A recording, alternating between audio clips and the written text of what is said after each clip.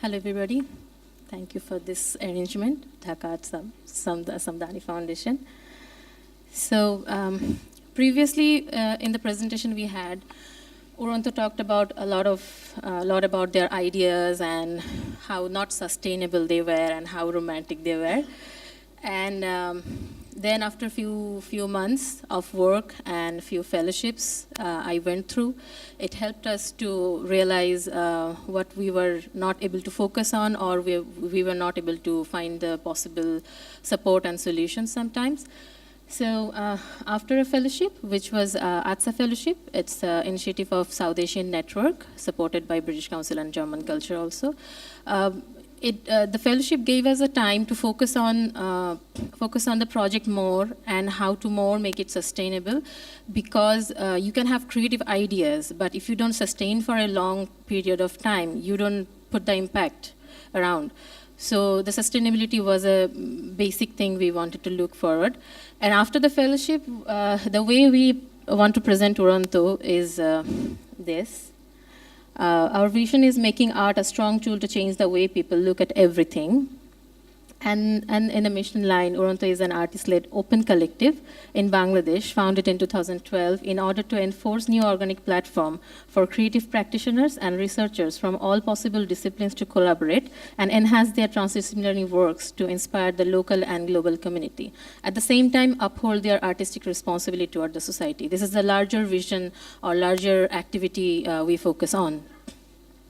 And our current project, what we are doing, is residential art exchange program, which is basically documenting the unknown heritage building related histories and memories through any discipline of art. So as we said, all possible disciplines collaborating with us. In this, so far we have done 8 episodes, 8 different locations, and 10 unknown heritage buildings. And when we did our SWOT analysis, we found opportunities, but for being insufficient financial support, we were bootstrapping and under-delivering the opportunities. And then we strategized. We went through a lot of strategic planning training in those fellowships, and when we did the strategy planning, it came up that diversification, capacity building, co-production, product development, and network development can lead us to a sustainable format for a longer future. And our SMART goals we set up for 2020 and 2023. And the major ones are 55% subsidy of the residency program, as I run the residency program with my own money, so that is not at all sustainable, and not for long term I can run that. So we are looking forward for at least 50%, 55% sustainability. And more 6 projects to be initiated, which will be basically collaborative programs. And in 2020-23, we're looking for a permanent working space, which is a must for us, because as I told before, we don't have a fixed team because we don't have a permanent space to work with. So we're looking forward for a permanent team and a permanent place. And our mission positioning statement would be, we do storytelling through art. In every work, on every site, all the artists are doing, they carry a story related to the site, they carry a story. So we are basically focusing on this mission line to present our activities, that we do storytelling through art. And our unique points are unknown heritage buildings, authentic artworks, combination of disciplines, and multiple placements, because in every season in the residential art exchange program, we move from one place to another place, not in the same place we do it. And the heritage buildings we find, those are basically unknown, not the touristic places, not at all in the Google or Wikipedia. So these are like our unique points which we can carry on in our journey. And from these unique footmarks, we have a strong word of mouth, which is our biggest asset. And our audience layers are participants, community people, rural children, local and international practitioners, and larger range of consumers. And in this audience layers, we can approach with the existing ideas to the existing people, also with the new ideas with the existing people, and all programs to the new audience also. So we have a variety of audience which we can approach with different kind of works we do. So we are open to a larger audience in total. So we're focusing on focusing on the committed audience, and then create the future ambassadors out of them, and attract the funders and consumer. At the end, the financial need is there. And our marketing tool will be very common tool, as we have all layers of audience. So to reach all layers of audience, we use multiple regular marketing tools, which we know. And we do our financial status, but I do it from my pocket, so the status is pretty much like the piggy bank. And we did the financial planning till 2019, where we figure out the sectors. And till now, we are collecting some from the registration and membership, but up to 2020, we're looking forward for not any more private fund, for government or art funds, grants and everything, participations and consumer, as we are focusing on product development. Then we might have a sustainable picture of the financial planning and a better financial status of mine also. So that was the that was the new look for Uronto now. And then if I talk about Dhaka Art Summit, as we're here to talk about what happened in Dhaka Art Summit and what the ideas can be in future. So when we got the booth, we were always looking forward for how to break the boundaries, because it was like a fixed area for us where we work in dimensional places with dimensional, stories. So the walls were like very stiff box for us.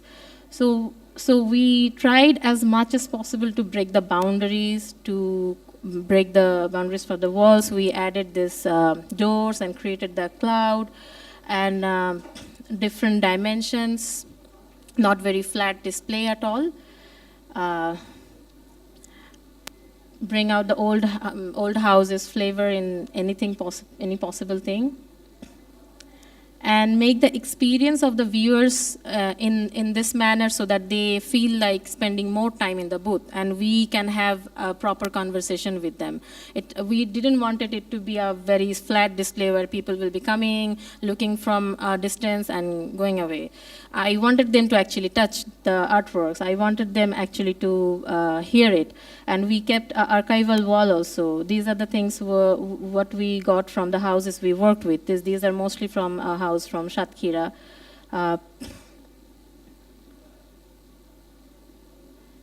And this was installed as, people can push the button and see the artworks.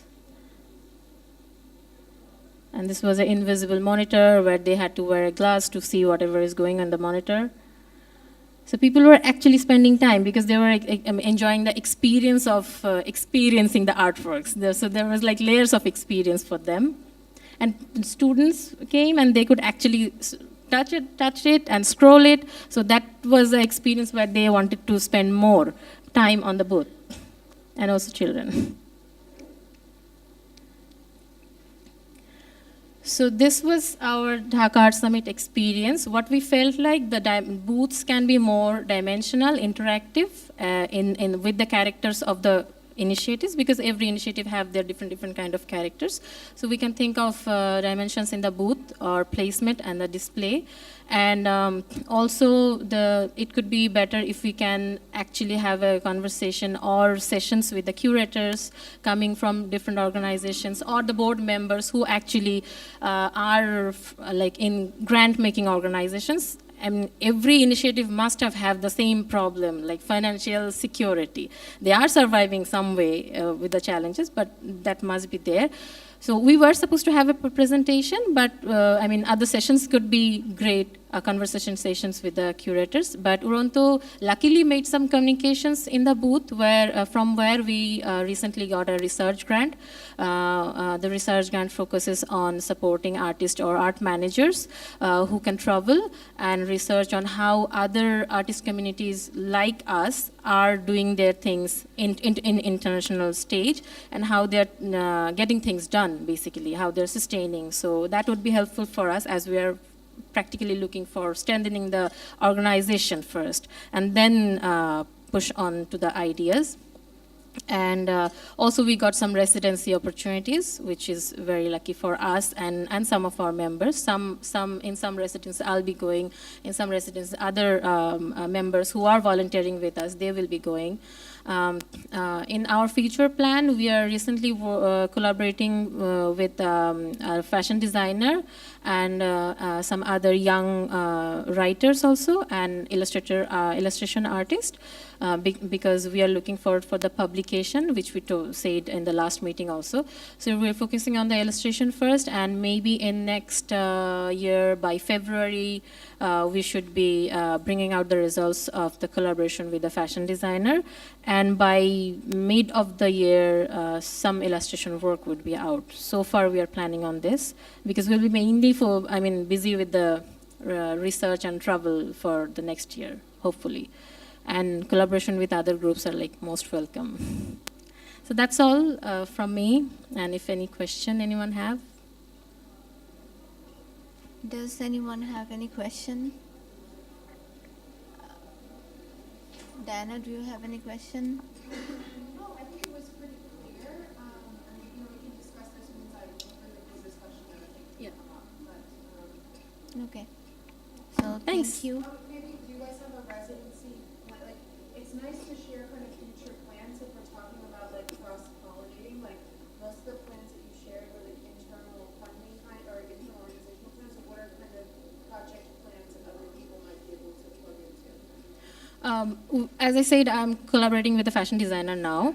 We are open for all disciplines. So we're, as I said, we're looking for product development. So we are open for artists of any layer who can brainstorm the ideas, how we can develop products out of the projects we did. Or like you're trying to sell the products to build on, or it's not really. Not really selling always, but bringing out the products out of that, because the sites are like out of Dhaka, so a lot of people cannot travel there. So only the publication is not enough souvenir for us.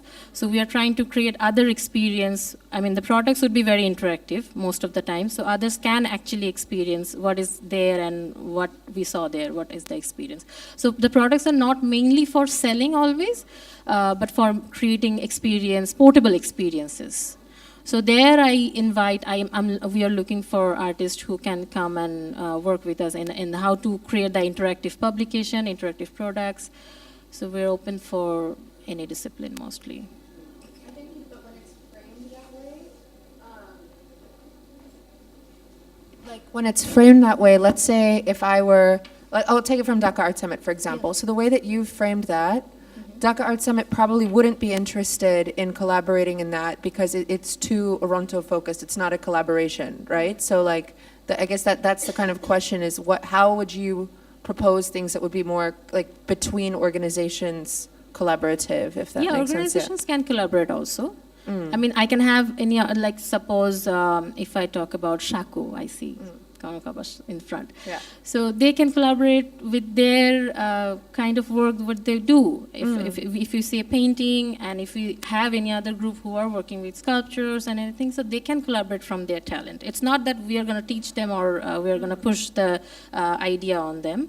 It's their skill, and they're collaborating with our sites, basically. They will expressing the sites through their disciplines, so which actually the participating artist does.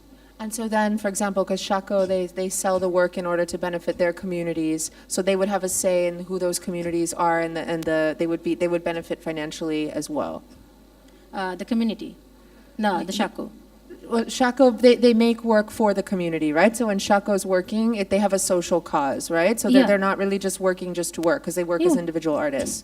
So basically, in that case, I'm just like structurally pushing this, because everything in the the presentation was a really good kind of corporate presentation about Yeah, structure, it was. but that's about how do you say that's about like taking in, it's not about giving out, if that makes sense. So if this happened, Today it was more about the structural pattern, because last time we also talked about how we want to collaborate. Yeah.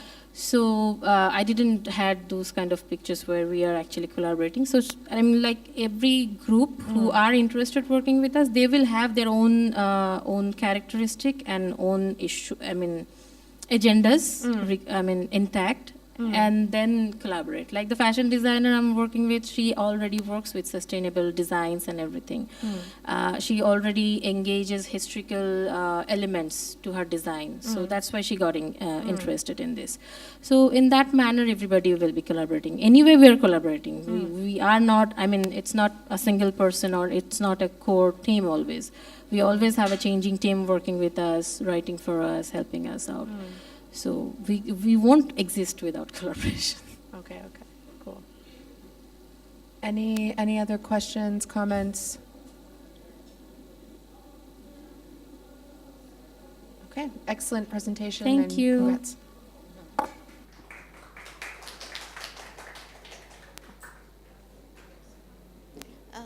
So now I'll